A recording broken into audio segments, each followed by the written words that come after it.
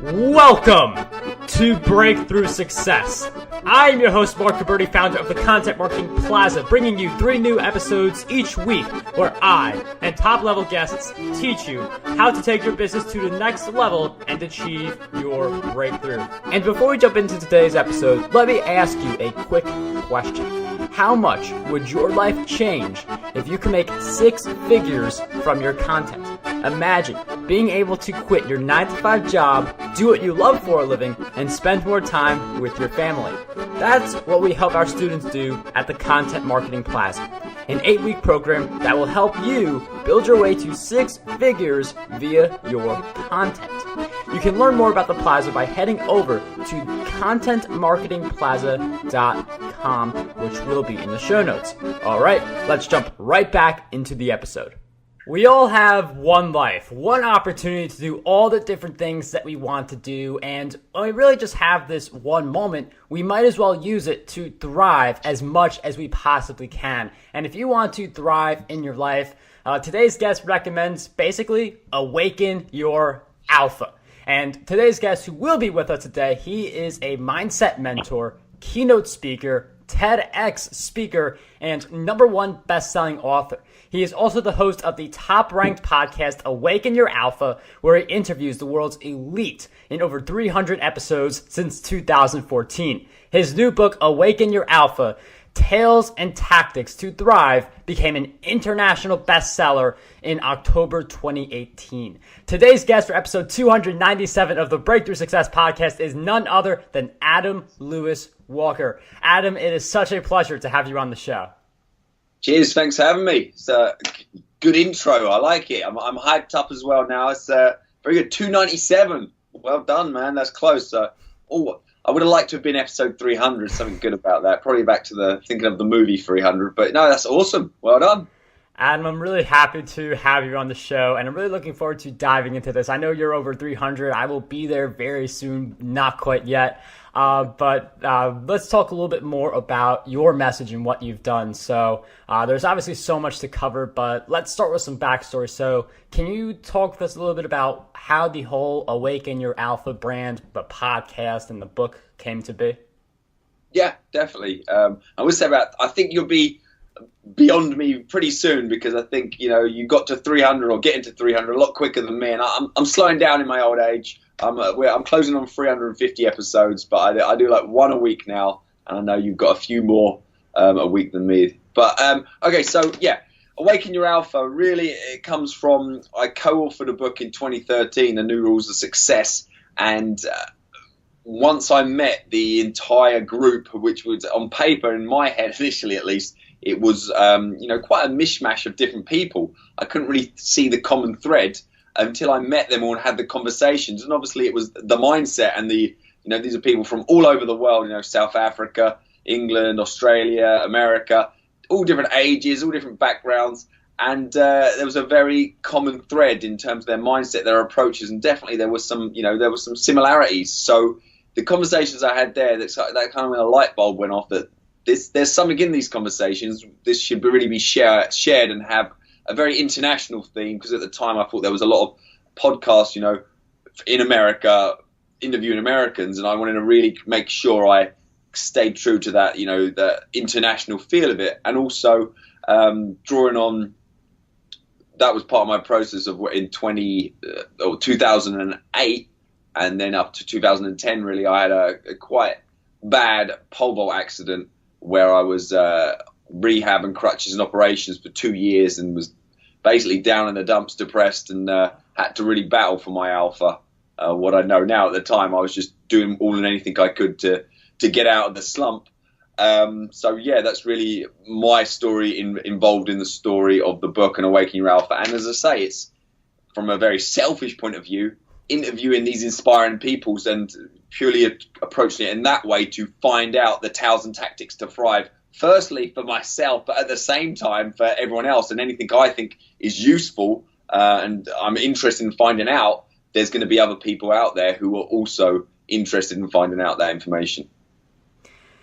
And I mean, you mentioned the power of interviewing. I definitely see that with my show as well. That's why I've been scrambling to interview as many people as possible because it really does help. But it's interesting how you mentioned you were at your rock bottom point in 2010. And I mean, we do hit that rock bottom, but it's the mindset that really propels us out of that rock bottom. So I'm wondering if you could share with us, I know you talk about mindset in your book, but how did you get that alpha mindset during that rock bottom? Because it's easy to have it when you are on a high, but how did you build it at the bottom, and how do you even keep it when you have a rough patch? Yeah, full disclaimer, I didn't have it, and that was kind of the issue, the point. Exactly what you said there. It would have been really handy to have that mindset before you're at rock bottom, or maybe that would stop you going as low as I did. But that's what really exposed a weakness. And it's not one of the, I know, focus on your strengths, and everyone has weaknesses. But when a weakness is something like mindset, and when it comes to dealing with extreme adversity, which I know is a challenge for everyone, but that's not something that you can avoid in your life, period, I should say. We're all going to have adversity. It's not, I wonder if I can dodge it if I might go around. It's going to happen in some shape or form. So yeah, completely honest, it wasn't like a tale of me, I stormed it, I've done, this is my mind. No, I struggled for a good couple of years, and that was the issue. Maybe I thought I had a strong mindset, but again, you never really know until you're truly tested, and that was really the big test for me. So in terms of doing what I could to get out of that, which was never any big jumps forwards or leaps forwards or this is what you do kind of scenario, just like 1% here and there, just getting better slowly day by day. But it really was hitting that. Oh, sorry, 1 second. This has just gone to low power mode on Instagram. So no, just the only thing I would say is just hitting that rock bottom. Then once I'd done that, kind of bottomed out and realized, because you don't know where the bottom is, and you're feeling slightly better, and I mean like 1% better than yesterday, and then again the next day, it is a relief that you feel like you're going in the right direction. And everyone in life is either, it's growing or dying. You're either getting better slightly, or you're slipping down. And once you've got a little bit of momentum, and it only has to be a little bit, then that is obviously hugely mentally rewarding. And even though you're still not happy, for example, or you're definitely not thriving, at least you're getting better. And I think that's something important, and definitely my approach to things. And so not beat yourself up about where you are currently. Just focus on things very much on a being present and on a daily basis. I think is huge. Yeah, and then you mentioned something really important, which is to not beat ourselves down too much, because it's natural for you listening to the show at home or in your car. You are an entrepreneur, you are side hustling, and you're pretty much grinding.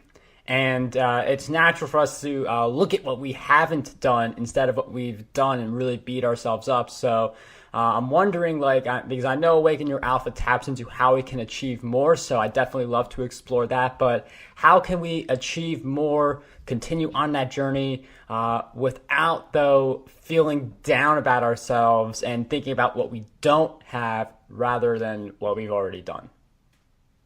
Yeah, great question. I mean, the comparison thing is definitely a route to unhappiness and just stress basically as well. Because again, the especially as we're on Instagram and on people listening to us on podcasts and people watching things on Facebook, is very easy, or it's to fall into the trap of comparing your your reality to someone else's highlight reel, for starters. But also, everyone has different wants and needs and goals. If you really dig down to the core of it, it's only on the surface level that people say very generic things they want to achieve, that kind of society has kind of pushed on you, and you just say, oh yeah, that's what I must do to be happy, or that's where I must live, and this is what I must earn, and these are the things I must have.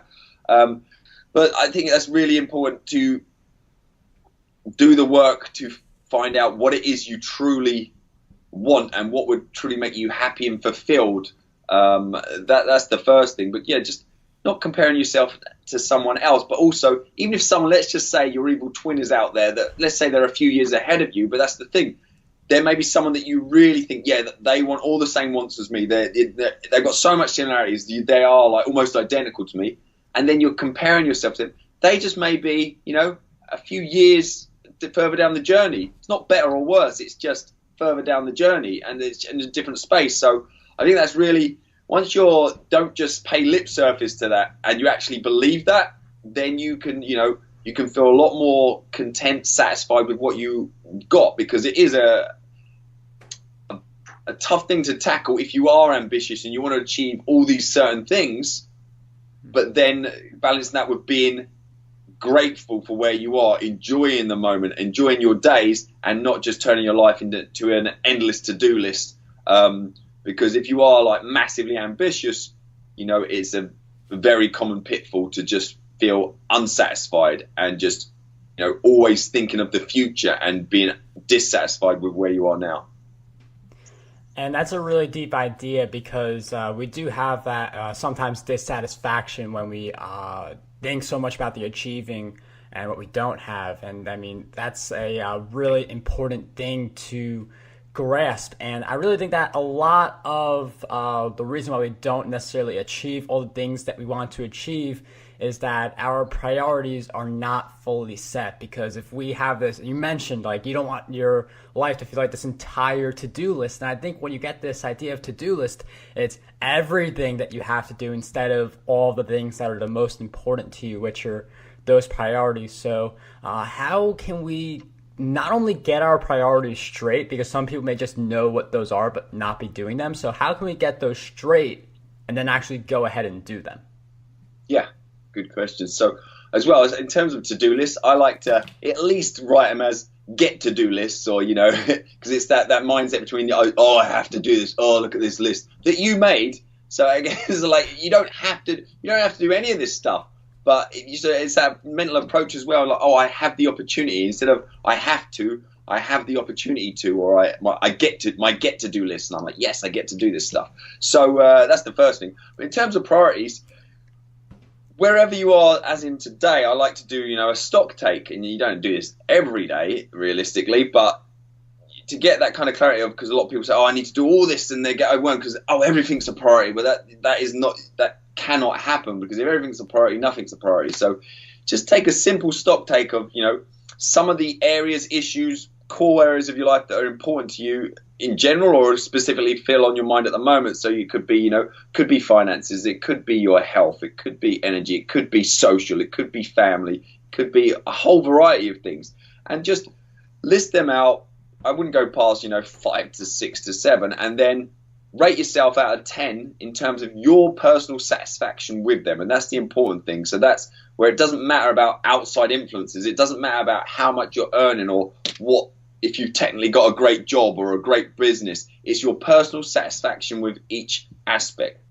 And then, with 10 being, legendary, 0 being just not good, literally depressed, the worst ever. And then just go through that. Don't overthink it too much, but just go through that, jot that down, and then it will at least help illuminate. If you're thinking got so many areas that you need work on, if there's like some 2s in there, or if they're all 8s and then there's one 6 in there, that would become a priority. And if you're talking about the whole alpha and awaken your alpha, for me that is that not sacrificing one core area of your life for success in the others. So obviously, if it's not important to you, don't put it down there. But if there's something that's important to your life and your lifestyle that is scoring lowest, then instantly, as of today, at least for the next 30 days, you can have a real big dent if you actually have focused action. That becomes a priority. Like, what can you do today, starting today, and then over the next 30 days to bring that up a little bit for you? So this is where, as well, if it's finances, you could be a millionaire and still score yourself financially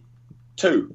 Because it's personal satisfaction. You could be on very low money but still score yourself 9 because it's your personal satisfaction. So that's what I like about it. It's a very personal thing, and at least it just gives you a realistic snapshot of where you are now and where you need to focus and prioritize your attentions to be happier and more fulfilled. So it's just, but you do need to be brutally honest. Don't do this scoring thing thinking, I wonder if my wife's going to see this, or I wonder if this is, thinking that someone else is going to look at it, because a lot of times we say certain things or we do certain things because of how we want to appear or how we believe we should, feel about certain things.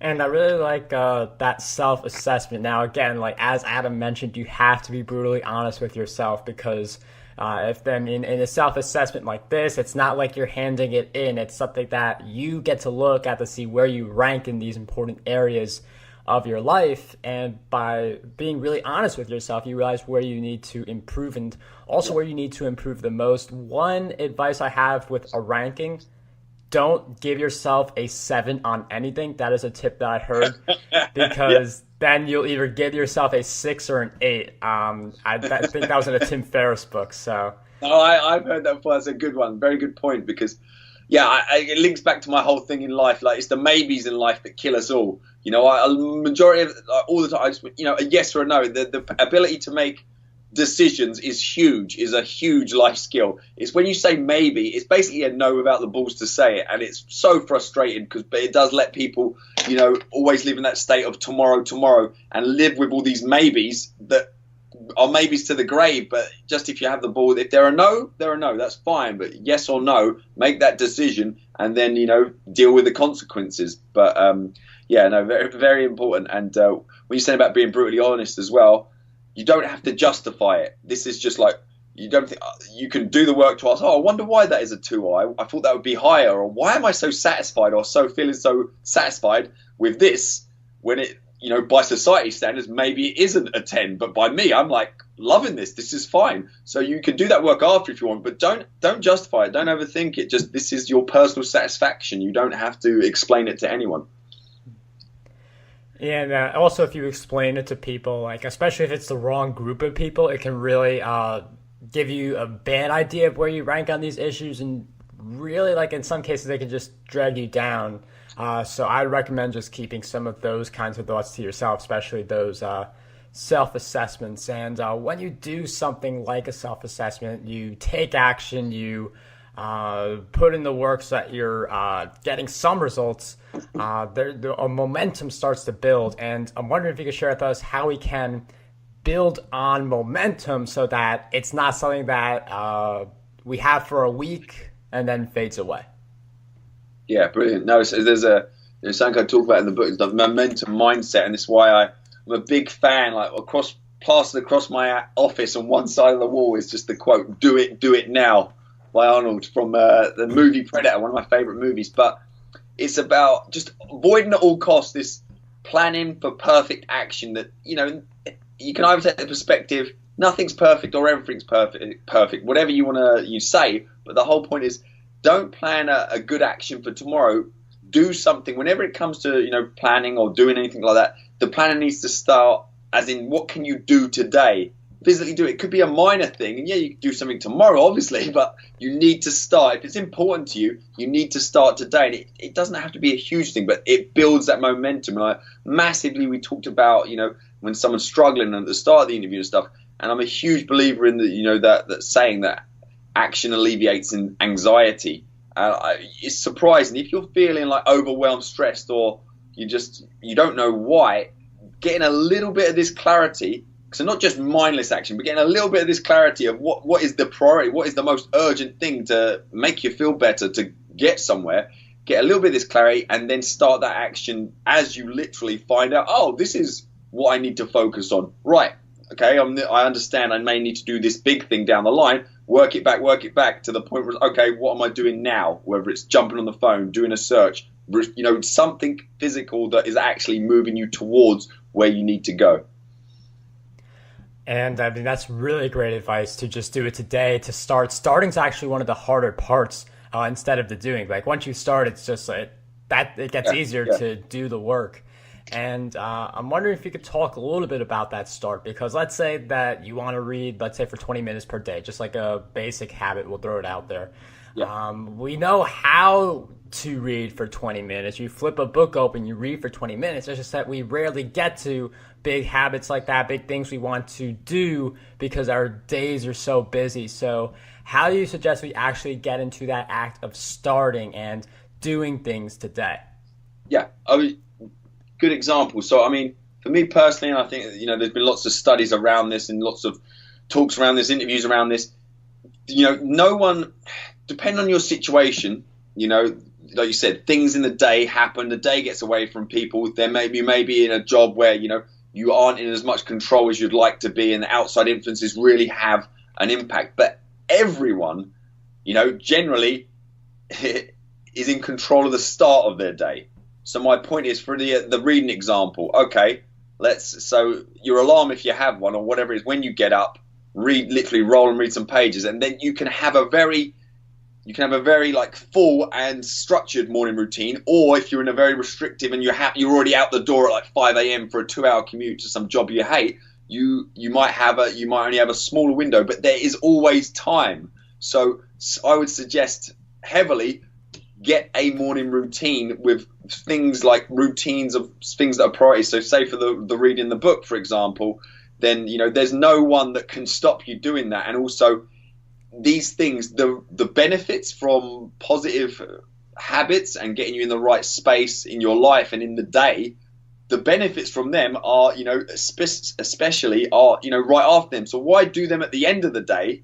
And then, you want to start your day right. So it's, there's famous speeches, there's books written on, make your bed. That's, we talk about momentum. The rationale, the logic behind that, which, again, I'm completely on board with it. You start the day, you've completed one task, you've achieved something as minor as it is. Your life to start with is in order so far. You've got up, you've made your bed, you've accomplished something, one small thing. Whether it's then you drop and do 10 press-ups, okay, you've accomplished something else. Whether you then read 2 pages of a book, that sort of thing would probably take all in 5 minutes. But it's the accumulation, that compound effect of, it's easy to do, but it's easy not to do. So, but that sort of thing, you get all the endorphins, you're good. It's the right sort of thing to do. So, I mean, you tailor make your own morning routines and, green smoothies and all these different things and something, but, you're in control of that. So don't even hit me with any excuses of why you can't do it. You can do it. It's just a decision. And once people have as I say, balls to say, this is a decision, it's not because I'm too busy, then that's the only way that you're going to move forward, which is, if we come back, it's not a blame game. The whole point of these sorts of conversations, and if you're interested in this, is because you want to get better. Like, you want to have that kind of lifestyle of continual improvement and striving for not necessarily to achieve things, but achieve a happy, more fulfilled life. So the only way, and talked about that brutally honest snapshot, is once you've done that as well, claiming it, the good and the bad, taking full responsibility for everything in there. And that's the only way you can ever move forward. I don't think it will make you feel better, but if you blame situations and people all the time, that's, not a way to move forwards. Because if you're giving the power away to other people, then there's not a lot you can do about it. And you need to take ownership for everything that's going on in your life. Really awesome stuff. One important thing I do want to mention there is that Adam, he's not saying like create the training course, write the entire blog post. He's just saying like make your bed, do 10 push-ups, read 2 pages. These are not that hard to do at all. They're not even that time consuming. So you could do these like small like mini habits to start your day and build up, and then have that momentum throughout the day, because I really believe that the way you start your day really impacts how the rest of your day is going to go. And you mentioned something interesting where like we do have control. Like when we wake up, we have control of that time. And if you don't feel like you have control, you can just wake up 15 minutes earlier. And I believe within 15 minutes, anyone can make their bed, do 10 push-ups, read 2 pages. I mean, you've probably got like 5 more minutes in there easy. So one of the things that and it's not to say, it's not to say you can't spend a lot longer than that, but we're talking about the bare minimums. But that will have such an, it's this MEDs. You mentioned Tim Ferriss earlier as well. It's something that just jumped to mind. A minimal effective dose. You're not going to get double the benefits from doing a half-hour morning routine as you are from a 15-hour. There's, at some point you get to that diminishing returns. Minimal effective dose for certain things. It's huge, and it's why my gym workouts are so short. It's because I understand I will get overall a better workout if you spend a longer time. But in terms of minimal effective dose and doing it little and often, I'm a big believer in that sort of thing. And same for your morning routines. Really just them them very calculated and specific and thoughtful and purposeful minutes can have a huge impact. Yeah, I really like that concept because we can really get hung over by the idea that like we have so many.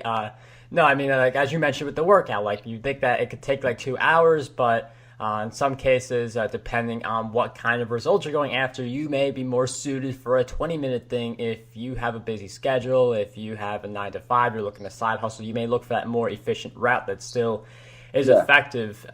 It's so often as well, you know, people, I've only got 20 minutes, I ain't got time to work out. Some of my best workouts, I like to work out a little bit longer than that, but some of my best workouts have recent times, you know, have been when I've got a meeting or something that I have a dead finish time that I have to be done by, and it's very easy to go, I haven't got time. But instead, go in there, you got that little bit more oomph, you got like 20 minutes, 25 minutes, and there's been some of my best workouts because you don't mess around, you get it done and you get out, and it's realistically you might not, for your body, you probably the same sort of benefits that your usual 45-minute workout, but you just you were a lot more purposeful and efficient. Yeah, with less time to do something, you'll definitely be a lot more attentive to how you use that time. The power of deadlines. But one thing I really do want to touch upon is you mentioned that control, that we all have control. Some of us don't think we have control, but we're just not approaching it the right way. And I thought of you hear someone like Gary Vaynerchuk working like 18 hours a day or like something really incredible like that. You hear about someone else, so like the more common story is someone who may feel a little tired after coming back from their job and go to like watching TV. So what do you believe is the difference between someone who's just able to power through, have that strong mindset, I'm feeling tired, I've been working for a while, but I still do it, and I'm still productive, versus someone who may feel a little tired and just break down towards the end of the day? Yeah. So, I mean, there's loads of tactics and specifics, and we touched on them about setting yourselves out and health and like routines and things. But on the big scale of things, the obvious difference, as I say, you got two twins who are doing the same amount of work and exactly that. They've got the same diet, same nutrition, all of that stuff. And one of them, for some reason, is exactly as you said, just burnt out, destroyed, knackered at the end of it. And the other one is not. And beyond that, they seem to have boundless energy and are a bit happy for some reason. So the difference is generally in that scenario is whether you're motivated by desperation or inspiration.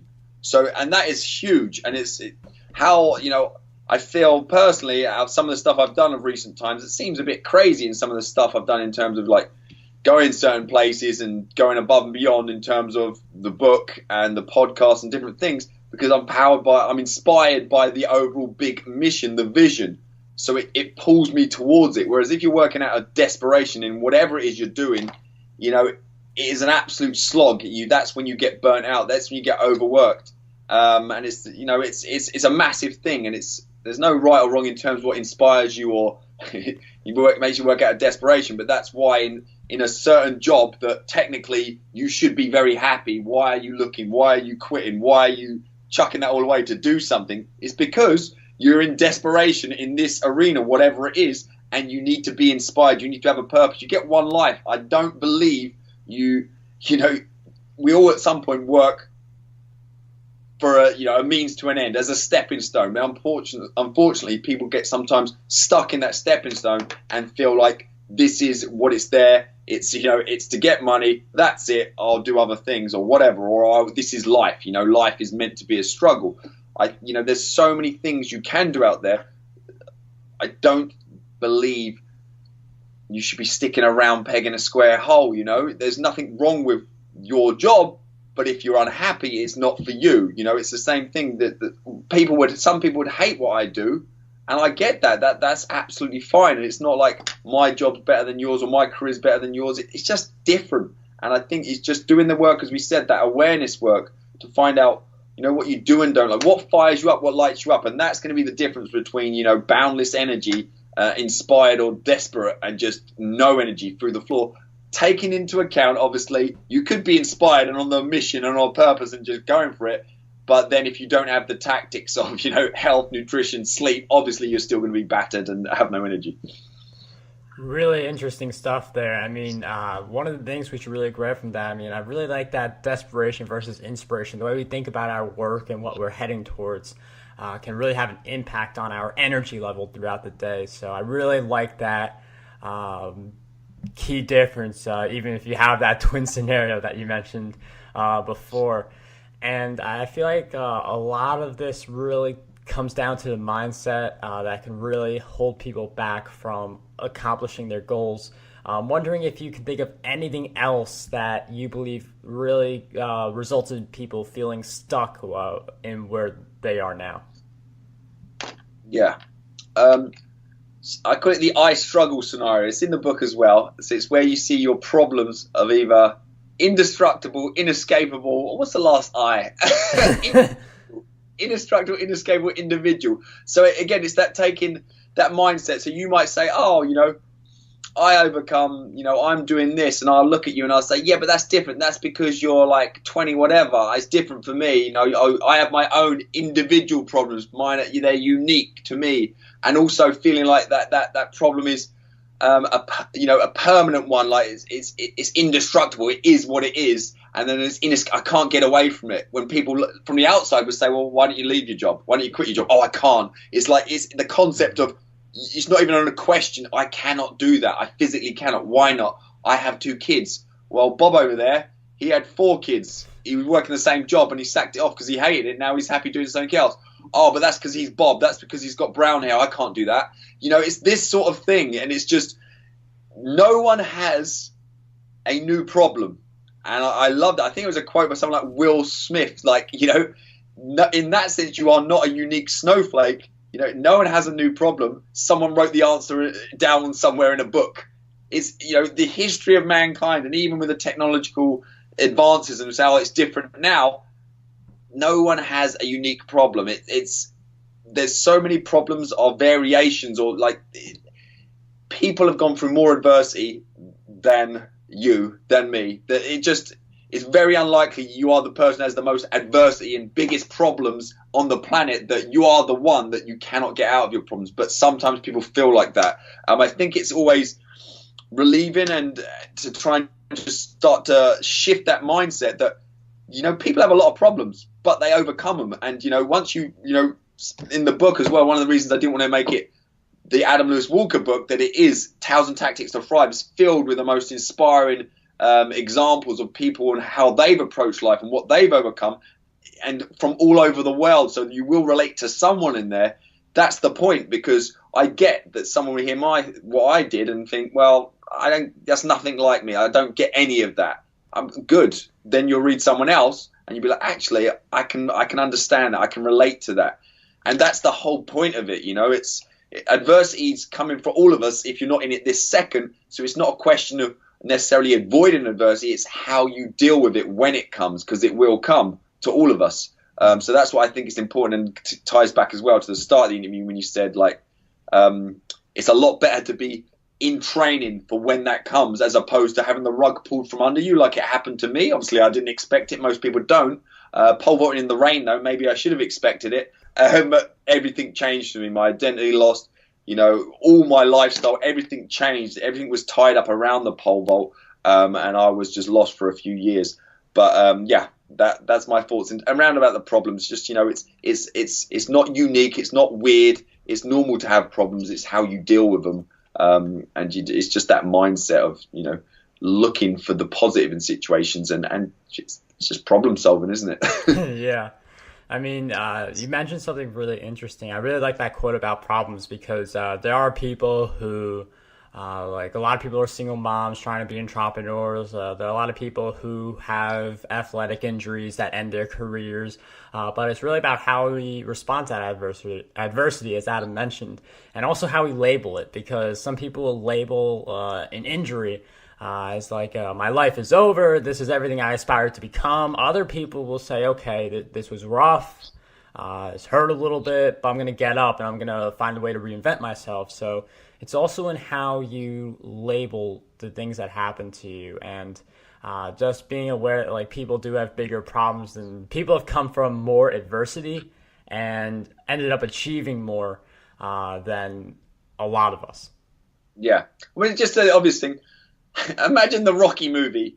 If he wasn't in an adversity from the start of it, and the majority of the movie, it would be a useless movie. You know, if he starts a Rocky movie and he's just like grown up and he's put into like a elite training facility from when he was young, you'd be like, yeah, this is a good movie. I wonder what's going to happen. Oh, he's a legendary boxer. Big surprise. But it's the whole point of him, you know, down and out like debt collector. Just it's not looking good, beating up like hanging meat and just striving for it, and things going wrong, and everyone doubting him and giving up on him. And that's the whole story behind obviously Sylvester Stallone making the movie, and all of that is why it's such a popular movie and why it resonates with so many people, because we're all going through our own Rocky story. So when something I like to frame, when anything really happens that is not the best or not the ideal plan, that is your own little Rocky movie, and just think how much sweeter it's going to be when you come back from whatever it is that's going to kick you right in the you-know-whats. And when you are trying to make that comeback, part of that comeback, I mean, it's based on your mindset, it's based on a lot of stuff we've talked about already, but I believe a lot of it is also based on the habits that you develop along the way. So with that in mind, I'm wondering, Adam, if you could share with us some of the habits that you've developed that you consider essential for your success. Cool. Well, we've touched on kind of loosely of quite a few of them, but I'm a big reader as well. And again, I don't think reading necessarily isolated is the key, but I think what you put into your mind daily around that. So you could be reading all the wrong stuff by someone's definition, but I mean, it's like anything. It's like if you watch news, for example, constantly, that's, you know, CNN, constantly negative news. So if you're watching something or reading something that's negative or whiny all the time, you're not going to be in the best shape. Let's not mess around. So I think what you put into your mind daily, for me, that's, you know, reading is a huge thing. It centers me, grounds me. So reading the right stuff daily would be the key kind of addition to reading. So for me personally, as I say, some mindfulness practice. I generally like to move and breathe, get out in nature daily. So I allow, you know, I spend time. My morning routine encapsulates, you know, a good sort of 45 minutes, an hour, the school routine, spending time with my boys, dropping them off daily, which is essential, easy not to do. Essential for me, this is easy not to do, easy to do in the way I've designed my lifestyle. I do have the flexibility of certain times and to construct my day.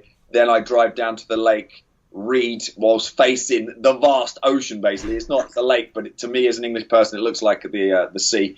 And then, as I say, if I haven't driven there to do my reading, I usually walk along the beach if the weather's suitable. And by that, I mean, you know, we wear the proper Michigan stuff. The snow's coming and we still get out and walk. So it's fine if it's, even if it's very cold. Even sometimes it's better. Or I might walk to the gym, but I do, you know, the mindfulness, move and breathe, kind of, you know, purposeful breaths in and out is a specific way to do it. But yeah, just the clearing of the mind. I think as a former PE teacher and a strength and conditioning coach, I was always very on top of physical training and recovery. I was very aware of recovery because I needed to perform on certain days to compete. So I do rest days and things. But especially then, I didn't really allow or do the consistent mental recovery, you know. And I think people are a lot easier to understand, oh, you can't train every day physically, or you just keep breaking down your muscles and you never recover. You actually can do more damage than good. But when it comes to your mind, some people are constantly hustling, constantly pushing, and they wonder why they are burned out and overwhelmed and just stressed, because when do you have that mental break? And yeah, people may have this like 1 or 2 week holiday a year where they have a nice break. What about the rest of the time? And you talked about habits. Why can't you have a mental break daily? We talked about, you know, incorporating it into your day, and that little accumulation of whereas it's, and if people don't like the sound of meditation, say, okay, how do you like the sound of a bit of quiet time, a bit of chilling out? Then, okay, yeah, I like the sound of that. Well, you know, whatever you want to term it and how you actually physically do it is up to you. But having some of that space for some mindfulness practice I think is essential. So that would be some of my key stuff. I'm trying to think of anything else.